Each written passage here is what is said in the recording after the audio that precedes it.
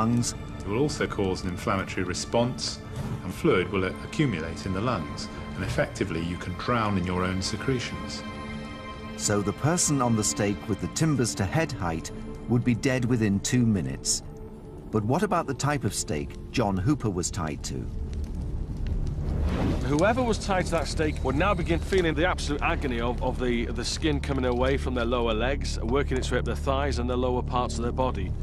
Their injuries will get progressively more serious the longer this exposure lasts. Burns are rated from 1st to 3rd degree.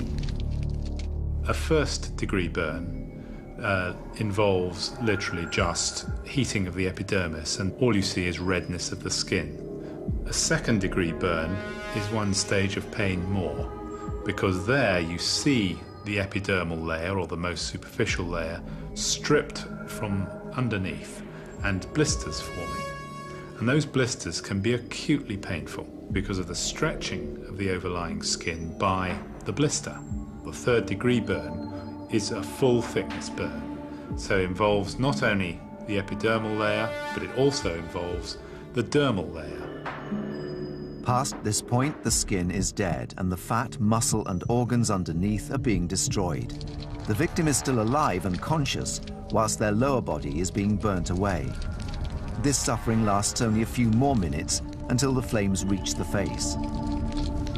They will have inhaled flame, and the same as with stake number 1, they're going to have burns to the inside of the windpipe, which is quickly going to bring about their death. So after 5 minutes, 2 of the victims would have died from inhaling flame.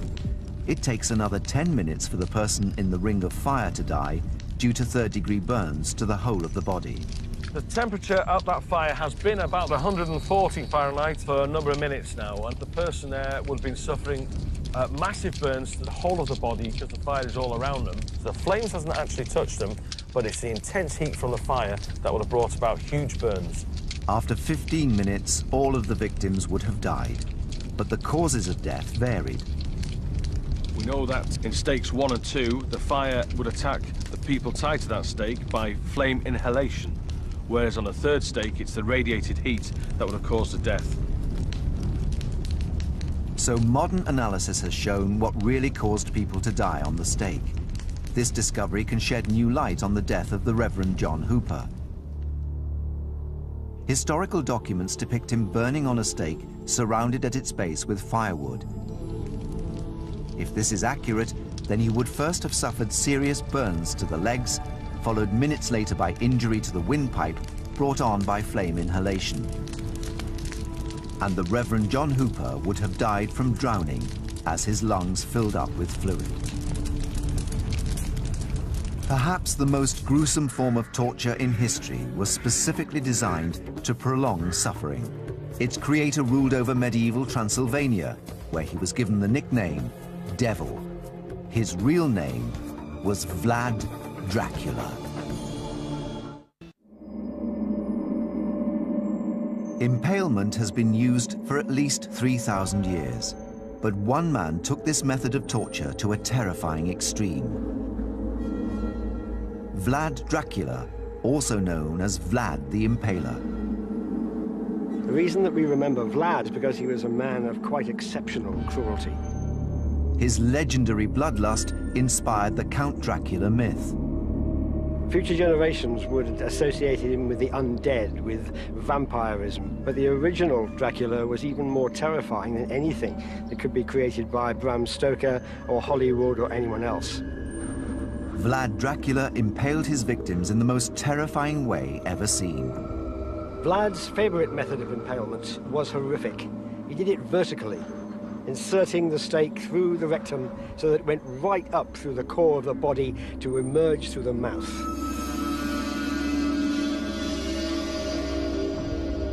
What is most horrific is the fact that it took so long for people to die. That the stake was arranged just so through the body so that death would not come quickly. It is torture for its own sake. Historical accounts describe victims surviving fully impaled for hours or even days.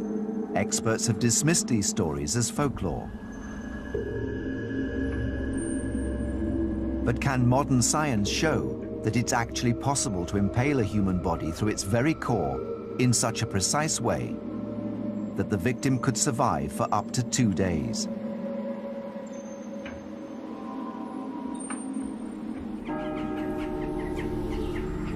Criminologist and historian Marian Troe is traveling to the heart of modern-day Romania to discover the real Dracula, 500 years after his death. Vlad Dracula was one of several rulers of Wallachia in the Middle Ages, the country today we call Romania. The Middle Ages was a vicious time when cruelty was acceptable. But the legend of Vlad is that he went beyond that. This is almost certainly the kind of stake that Vlad the Impaler would have used. It's made from pine, and Wallachia is full of pine forests. And he had in his army a team of men who were called amlas, and their job was to look out for straight timbers like this in a forest. They would then cut the tree down, and they would sharpen that end. That's the end that goes into the ground, and I think 4 men would be able to do that job very, very quickly indeed, in minutes. And this end, therefore, is the end that will be inserted into a human body. But could Vlad really have devised a way to make his victims survive for hours or even days on the stake? Trauma surgeon Dr. Mike Edwards and three-dimensional graphics designer James Dean are investigating this seemingly impossible claim. If a stake is travelling through the pelvis and abdomen into the chest, all these areas are very richly supplied with blood vessels and nerves and organs. The chances of one of these vital structures being hit are exceedingly high. If the major blood vessels or organs are damaged, death will be rapid. People probably wouldn't be able to live more than a few minutes. James and Mike will impale a computer-generated body to discover whether there is a path from rectum to mouth that can avoid these delicate structures. If such a route exists, then it is possible that Vlad could also have discovered it, and thus devised a method of impaling that prolonged death. We're using a 3D model of a person. We can have a look at bones, we can see the organs, and we can see the blood vessels. And we can manipulate that in 3D and see if we can find a route to get a stake to go through it. This is the stake here. If you insert it to this level here, which is about the level of the 5th lumbar vertebrae. So up to about here. Now there's the point. We're in the danger area here. The stake is advancing through the pelvis. If it damages either of the major blood vessels, the vena cava or aorta, the victim would die from internal bleeding within minutes. Now if you advance the stake a little bit further, the stake is coming up behind the bladder, but in front of the main blood vessels. Now, if when, say, Vlad was experimenting with this, he found that people were dying very quickly, he perhaps might decide to alter the angulation to try and avoid those vessels. We've avoided the main blood vessels. So the person will be suffering no life-threatening injuries at this point, but the stake must proceed next through the bowel. Now it's perforated through there. I think it's got to perforate. Okay. There's no way that it could travel all the way up here and all around there.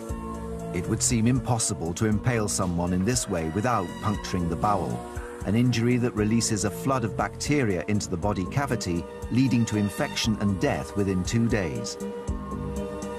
It must have been absolutely astonishing amount of pain, and the sort of mind that would want to inflict this, you just can't imagine, can you? Vlad grew up in a violent world. Wallachia was at war with the Turks, and Dracula had been a child prisoner. Dracula was a prisoner of the Turks from the age of 12, and he learned cruelty at their hands. Because of the way of life at the Turkish court, he may well have been sexually assaulted.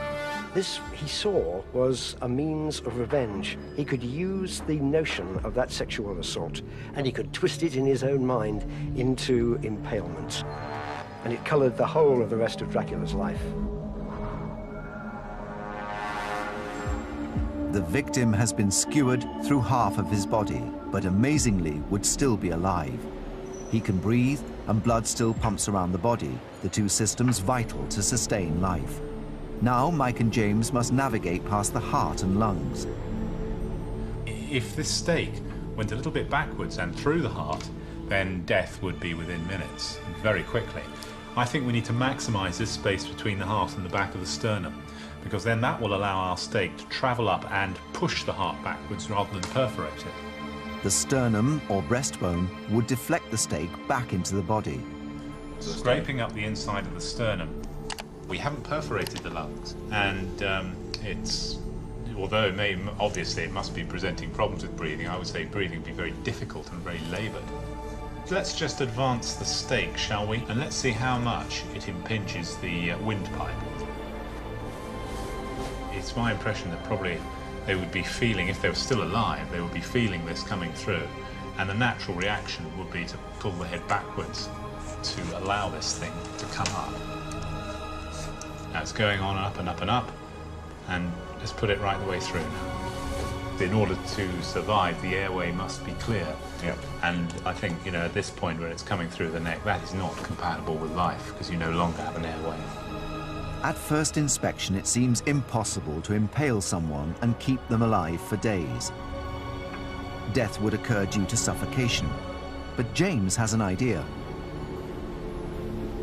Thinking about it, it could be, the taper on it could be much longer, in which case the bit that's coming through the neck and mouth could actually be quite a lot thinner. If the taper on the end of the stake was narrower, it would not block the victim's windpipe and prevent breathing. If this is possible, the ancient accounts might actually be correct. While James and Mike continue to investigate, Merian is at the scene of Vlad's most gruesome victory. This was in 1462, when Vlad led Wallachia in a war against the Turks. His army was only a third of the size of that of the Turks. They were well-trained, well-disciplined, well-organized, and Vlad's army was none of those things. All he has left is shock tactics. And here, in a field, he impaled, according to some accounts, up to 20,000 people. Some of them would have been captured Turks, but most of them were his own people. They were men, they were women, they were children. When the Turks saw that, they stopped in their tracks. Mehmed II, their leader, was astonished and appalled. According to some accounts, he turned his horse around and rode back, and his army followed. The field of the impaled has got to be the most dramatic and dynamic use of torture for intimidation the world has ever seen. Vlad was responsible for this terrible massacre. But could this horror have been made even worse? Could Vlad have acted to keep those 20,000 people alive on the stakes? When the stake came through the mouth, it was too wide and would have suffocated the victim within a few minutes. James is thinning the taper on the stake in an attempt to open the airway and therefore slow death. We can see straight away there that the airway is not compromised that much. They're potentially still alive. So this is potentially how Vlad did it, I think. I think we might have made a discovery here. I think it's entirely possible that he might have been able to. I think so. When you present it this way, you can see it as a clear passageway, can't you? From the rectum right the way through to the top of the neck. So I think we have to take those contemporary texts fairly seriously now. Yeah, I would agree. Vlad put thousands of people to death by impaling them. With this number of executions, it's easy to imagine how he might have experimented with different stake shapes and sizes and different methods to finally develop the most drawn-out and agonizing procedure possible.